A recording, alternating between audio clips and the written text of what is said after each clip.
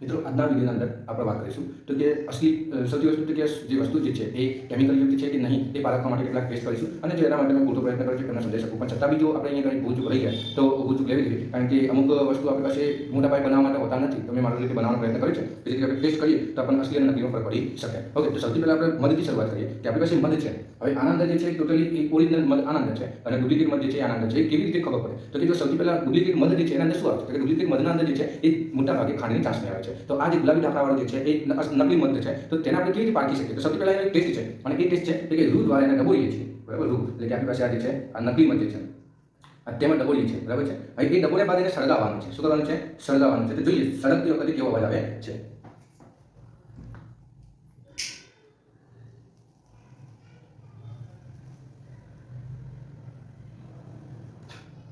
તો અહીં તમે જોઈ કે જ્યારે નકલી મધ સળગાવે છે એટલે જ્યારે ખાંડ મારતા હોય એટલે તર અવાજ આવતો હોય છે, એવું હોય છે. પરંતુ જ્યારે ઓરિજિનલ મધ જે છે એના અંદર રૂ ડબોળીએ છીએ. બરાબર, કે આપણે રૂ ડબોળીએ છીએ અને એને પાડીએ છીએ. કે રૂ ડબોળી ઓરિજિનલ મધ પર. બરાબર છે. અને તેને હવે આપણે સળગાવીએ છીએ. શું થાય છે? જો અવાજ આવે છે કે નથી આવતો એ ચેક કરીએ. બરાબર, તો અહીં જે છે થોડું પકડીને રાખવું પડશે, કારણ કે આપણે પડી જવાય એવું છે રૂમાં. બરાબર, તો છતાં ટ્રાય કરીએ છીએ. ઓકે, હવે લાઇટર દ્વારા જે છે એ ઓરિજિનલ મધ જે છે એની સાથે પાડીએ છીએ. જો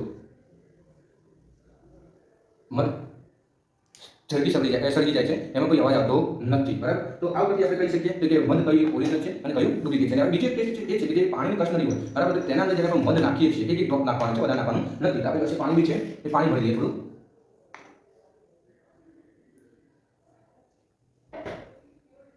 એટલે આપણી પાસે કસ્ટનરી છે, એ કસ્ટનરી અંદર શું છે કે પાણી નાખી દઈએ. એટલે બંનેમાં પાણી મેં નાખી દીધું છે. હવે આપણી પાસે ડ્રોપર દ્વારા આ છે ડ્રોપર. બરાબર છે. હવે આ ડ્રોપર દ્વારા એક બિંદુ આપણે અહીંયા નાખીશું, વધારે નાખતા નથી.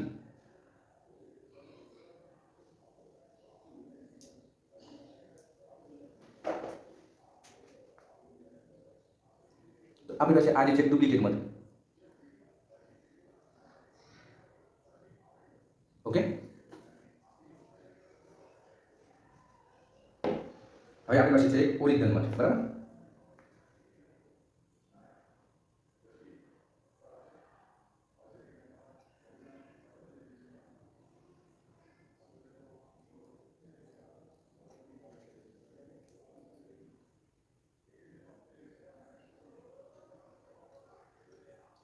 હવે અહીં તમે ચેક કરી શકો છો કે જ્યારે ઓરિજિનલ મધ અને ડુપ્લિકેટ મધ જે છે એની કસ્ટનરી હું તમને બતાવીશ. તો તમે જોશો કે જો આ જે છે ઓરિજિનલ, આ જે ડુપ્લિકેટ મધ છે, તો જુઓ આખું પાણીમાં શું થાય છે? મિશ્ર થઈ જાય છે. શું થાય છે? મિશ્ર થઈ જાય છે. એની સાથે સાથે જ્યારે ઓરિજિનલ મધ જે છે એ તમે જોઈ શકો છો કે જો તળિયા રીતે બેસેલું છે. જુઓ, દેખાય છે? હા, તળિયા રીતે બેસેલું છે. એટલે કે અહીં જે છે જ્યારે ડુપ્લિકેટ મધ હોય તો એના અંદર શું થાય છે? પાણીમાં દ્રાવ્ય થઈ જાય છે. જ્યારે ઓરિજિનલ મધ જે છે એ દ્રાવ્ય થતું નથી, એટલે કે તળિયે બેસી ગયું છે. જુઓ, બરાબર. તો આ રીતે આપણે જે છે એ મધની પરખ કરી શકીએ છીએ. ઓકે, હવે ત્યારબાદ જે છે એ આપણે બીજો ટેસ્ટ જે છે ચણા દાળ વિશે કરીએ છીએ. કારણ કે આપણને યુઝ્યુઅલી જે છે બજારમાંથી સારી એવી ચણા દાળ જે છે ચમકતી હોય એ ચણા દાળ આપણે લેતા હોઈએ છીએ. પરંતુ હું મારા ટેસ્ટ મુજબ મેં જ્યારે દાળ ધોઈ અને તેના અંદર થોડા દાણા નાખ્યા, તો કે આપણી પાસે આ જે કસ્ટનરી જે છે એ કસ્ટનરી અંદર જે થોડા મેં દાણા નાખ્યા, જે પોલીસ મારેલી હતી. બરાબર છે. તો એના અંદર જે પાણી નાખ્યા અને મેં મારી સાથે જે કે મેં મારા હાથેથી ચણા દાળ દળી છે. બરાબર છે. અને એના અંદર હું કસ્ટનરીમાં નાખું છું અને પાણી નાખું છું. શું રિએક્શન આવે છે એ જોઈએ. આ મારી પાસે ઓછી છે માટે મેં ઓછી લીધી છે. એવું નથી કે ભાઈ નકલી બતાવવા માટે તમે વધુ લો છો, અસલી બતાવવા માટે તમે નકલી બતાવવા માટે તમે વધુ લો છો, અસલી બતાવવા માટે તમે ઓછી લો છો, તો એ યોગ્ય છે નહીં. પરંતુ અહીંયા જે છે એ હકીકતમાં જોવા જઈએ તો જ્યારે આ પાણી સાથે રિએક્શન કરે છે, તો જો તમે જ્યારે બજારમાંથી જે પોલીસ મારેલી દાળ લાવશો, ત્યારે તમે વાટકીમાં મૂકો છો ત્યારે જો ઘાટો કલર થઈ જાય છે, તો પાણી ડોરું થઈ જાય છે. દેખાય છે? હાજી, પાણી ડોળું થઈ જાય છે. બરાબર. એની સાપેક્ષે જ્યારે આપણી પાસે ઓરિજિનલ દાળ હોય છે તેને ચેક કરીને જોઈએ શું થાય છે કે નહીં અંદર.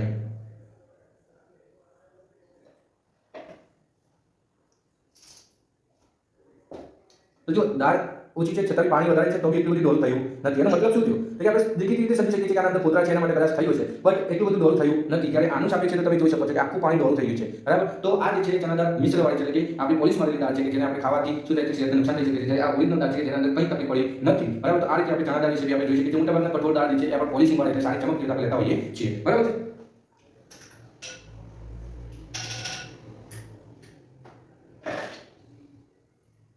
હવે જોઈશું તો કે આપણી પાસે મરચું છે. હવે મરચાંનો કેવી રીતે ટેસ્ટ કરીએ જોઈએ. તો સૌથી પહેલા આપણી પાસે જે મરચું જે છે એ મરચાંના અંદર શું કેમિકલ હોય છે, કેવી રીતે મિશ્રિત હોય છે. તો સૌથી પહેલા આપણે મરચું જે છે એ કેટલીક વખત થોડુંક લઈએ કે જેથી કરીને આપણને ટેસ્ટ કરતા ફાવે. તો કે મરચાંના અંદર મોટાભાગે કલર મિલાવવામાં આવે છે. તો કે મરચું જે છે એના અંદર જ્યારે થોડું મરચું નાખીએ છીએ તો આખી જે કસ્ટનરી જે છે કાં તો આખું શાક જે છે એ લાલ થઈ જાય છે. જે આપણા હોટલમાં જઈએ છીએ બરાબર છે અને હોટલમાં જઈને આપણે મજાનું ખાઈએ છીએ શાક લાલ ટમટમતું પરંતુ એ આપણને તીખું લાગતું નથી તો એ જાતનું એક કશ્મીરી મરચું બી આવે છે પરંતુ એટલું બધું લાલ નથી હોતું કે તમે જરાક નાખો અને આખું શાક લાલ થઈ જાય તેનો મતલબ એવું કે તેના અંદર શું થઈ જાય છે મિશ્રિત હોય છે તો બી છતાં આપણે એક પ્રેક્ટિકલ કરેલું છે અને એ જોઈએ કે શું છે નકલી મરચાના અંદર તો તમે જો ચપટી મરચું લીધું છે કેટલું ચપટી મરચું લીધું છે તમે ખાલી આખી કશ્મીરી આમ જો લાલ થઈ ગયું એવું લાગે છે તો એનો મતલબ શું છે કે તેના અંદર કલરનો મિલાવટ થયેલો છે શું છે કલરનો મિલાવટ તો આ કલરનો મિલાવટથી આપણને સેહતનું નુકસાન થાય છે બરાબર તો આ રીતે આપણે મરચું પાડી શકીએ છીએ બરાબર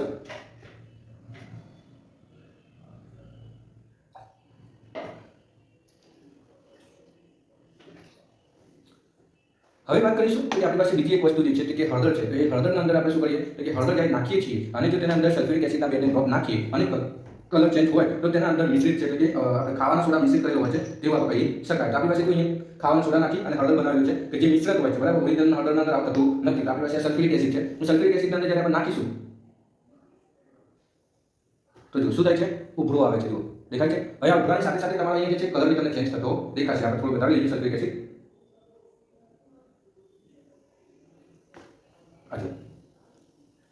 હળદરની સાથે મરચાનું રિએક્શન કરી એવું કંઈ થતું નથી સલ્ફ્યુરિક એસિડનું રિએક્શન નથી થતું પરંતુ જ્યારે મિશ્રિત હોય છે એટલે કે જો સોડા ખાવાનો સોડા મિશ્રિત કરેલો હોય તો તેના અંદર શું થઈ શકે છે ઉભરો આવે છે અને કલર બી ચેન્જ થાય છે તમે જો કલર જે છે લાલાશ પડતો થઈ ગયો દેખાય છે આ લાલાશ પડતો કલર થઈ ગયો બાકી હળદરના અંદર એસિડની કોઈ અસર થતી નથી જે તમે કદાચ એસિડ વિજ્ઞાન ચેપ્ટરના અંદર તમે ભણી હશે બરાબર છે ઓકે હવે આપણી પાસે છે તો કે બીજું જે છે કે તેલ છે હવે તેલ જે છે જો હાઇડ્રોક્લોરિક એસિડ અને એક લિક્વિડ આવે છે તેના અંદર મિશ્રિત કરીએ આમ તો તેલના અંદર જો બટર મિશ્રિત કરીએ અને બટર મિશ્રિત કરવાથી જો કલર બદલાય તો સમજી શકીએ છીએ કે તેલ જે છે અશુદ્ધ છે બાકી શુદ્ધ હોઈ શકે છે જનરલી જે છે પામોલિન તેલ વાપરવામાં આવતું હોય છે પામોલિન તેલના અંદર જે બટર નાખવામાં આવે છે તેનો કલર જે છે એ બદલાઈ જતો હોય છે બરાબર હવે આપણી પાસે પહેલા તેલ છે તેલના અંદર આપણે ટ્રાય કરીએ છીએ કે શું થાય છે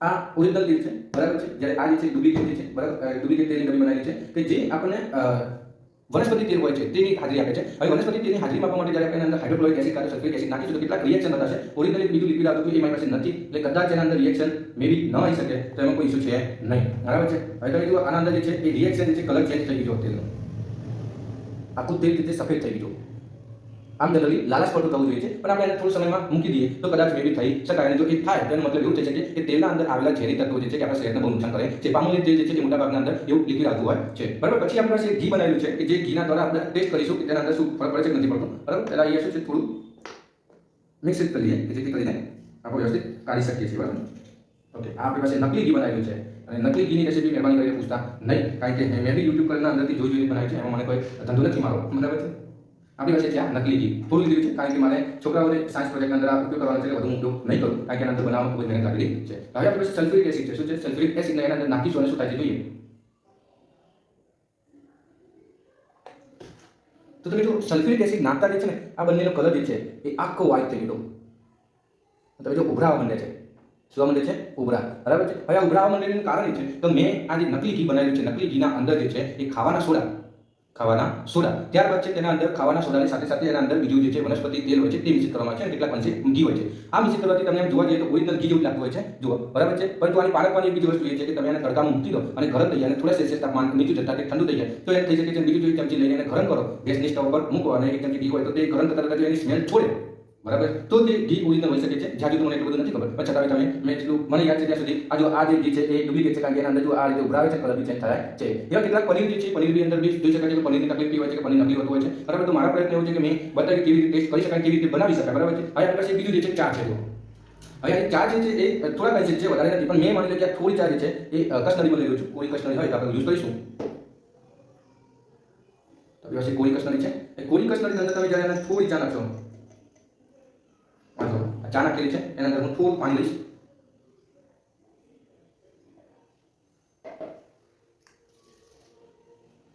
ખાલી મેં થોડી ચા લીધી છે બરાબર પરંતુ એનો કલર જુઓ તમે કેટલો ડાર્ક કલર છે બરાબર થોડી ચાની પત્તી નાખવાથી તો આટલો બધો કલર થતો હોય તો એનો મતલબ એવો છે કે ચાના અંદર મોટા ભાગનો કલર મિશ્રિત કરેલું છે બરાબર બાકી આમ થાય નહીં ઓકે હવે આપણે ઓરિજિનલ ઘી ઓરિજિનલ કોકોનટ તેલ બરાબર અને ડુપ્લિકેટ કોકોનટ તેલના અંદર મારી પાસે બંને વસ્તુ જે છે તો એ જોઈ શકીએ છીએ કે કેવી રીતે ડિફેક્ટ એટલે કે કેવી રીતે બતાવી શકે બંને ઓરિજિનલ છે કે ડુપ્લિકેટ તો જોઈએ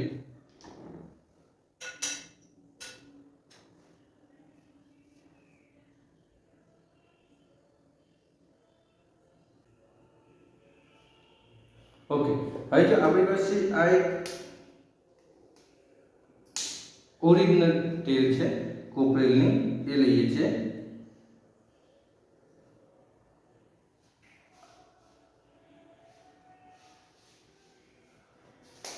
ઓરિજિનલ કોપરેલ તેલની પારદર્શકતા તમે જોઈ શકો છો, એકદમ ક્લીન છે, બરાબર છે, એટલું બધું જાજુ છે નહીં, બરાબર, થોડાક અંશે ડોળું છે।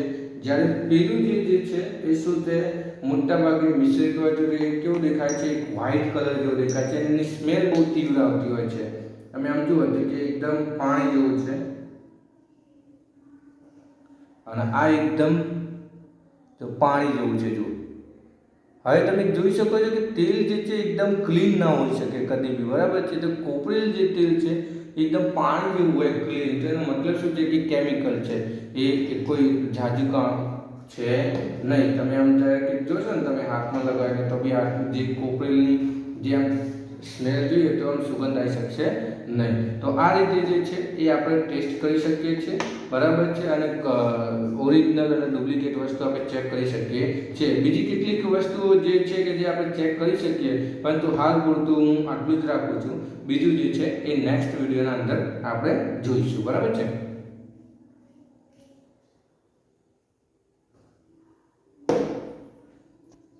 બીજું ઘી જે છે એ ઘીના અંદર ટેસ્ટ માટે આપણે ટીચર આઈડીનો ઉપયોગ કરી શકીએ છીએ। જો ટીચર આઈડીનો ઉપયોગ કરીએ અને જો એના અંદર ગુલાબી લાલ કલર આવશે તો એનો મતલબ એવું થાય કે તે ઘી નકલી છે। ફરીથી આપણે ઘી લઈએ છીએ થોડું,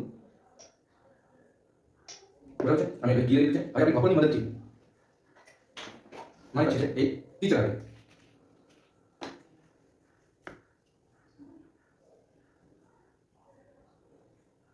હવે તો બે ડ્રોપ મેં ખાલી લીધા છે ટીચર આઈડીના। હવે જેનો કલર ફેરફાર થાય કાં તો ન થાય, કલર ફેરફાર થાય તો લખી શકીએ, બાકી ન થાય તો ના કહીએ। તમે અહીં જોઈ શકો છો કે ટીચર આઈડી નાખીએ છીએ તો લાલાશ પડતો કલર આવે છે, દેખાય છે?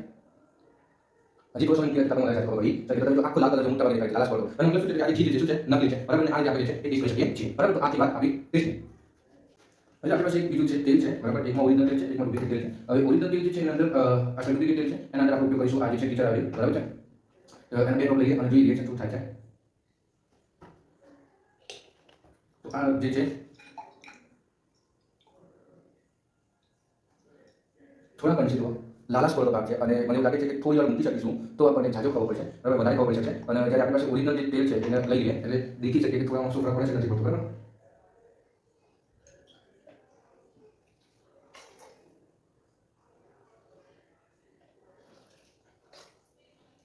તો આપણી પાસે આ જે છે એ ઓરિજિનલ તેલ છે, એટલે તેના અંદર ટીચર આઈડી નાખતા આના જો રિએક્શન ન થાય તો મતલબ એવું થઈ શકે કે એ જે છે એ શુદ્ધ છે, બરાબર। આમ જનરલી એવું હોય છે કે જે શુદ્ધ તેલ અને નકલી તેલના અંદર એક જ ફરક હોય છે કે જો ઝેરી તત્વ એટલે વનસ્પતિ તેલનો અંદર ઉપયોગ કરેલો હોય તો તેનો જે ભાગ જે છે લાલાશ પડતો થઈ શકે છે, અને જે નકલી છે તે આપણા શરીર માટે વધુ કેમિકલ યુક્ત જે તેલ હોય છે આપણને કહીએ શરીર માટે નુકસાનકારક છે। હવે આપણે જે ઓરિજિનલ તેલ છે એના અંદર જોઈએ કે આ બી શું નકલી છે, શું મારી દૃષ્ટિએ કદાચ અસલી હોઈ શકે, પણ છતાં બી જોઈએ આપણે પ્રશ્ન નકલી છે એના અંદર નિશ્ચિત કરીએ તમે તો